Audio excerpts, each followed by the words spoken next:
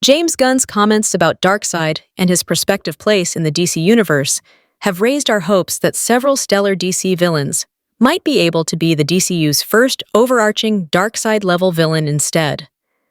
The DCU timeline is at an early enough stage that it truly seems anything might be possible for its next steps, in part because its full bigger picture isn't yet clear to us. What is clear, though, is that the plans for the DCU are major ones, and the framework for the franchise already seems constructed in a way where major crossover stories appear to be only just on the horizon. As such, there's plenty of reason to hope that some of DC's most exciting villains could be about to make a major movie debut.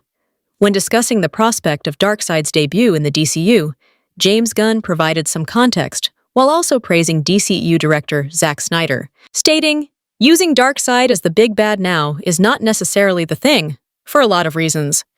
Zack Snyder did it so money cool in his way, and because of Thanos and Marvel." Gunn's comments promisingly suggest that Darkseid isn't off the cards entirely for the DCU, but that other villains would take priority here over DC's new god, both because of the similarities Darkseid has to the MCU's Thanos,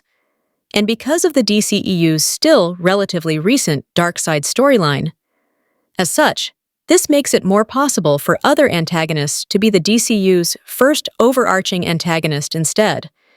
For example, with the Green Lanterns set to be introduced midway through next year thanks to the Lanterns show, a nemesis for the group like Sinestro, Parallax, or even Necron, who turned half of DC's heroes and villains into essentially zombies working under his will in his most famous story,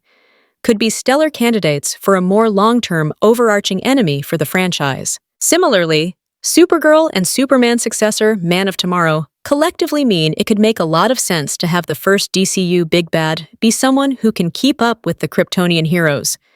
with Brainiac naturally being a front contender here, but with this also leaving room for DC heavy-hitter villains like Mongol and Despero too. There are a staggering number of heroes and villains the DCU can use for the next chapters of its story, and a wide range of figures it would stand to reason to incorporate into the universe early on, if the franchise does indeed wish to develop a Darkseid-level big bad for Chapter 1 of the DCU.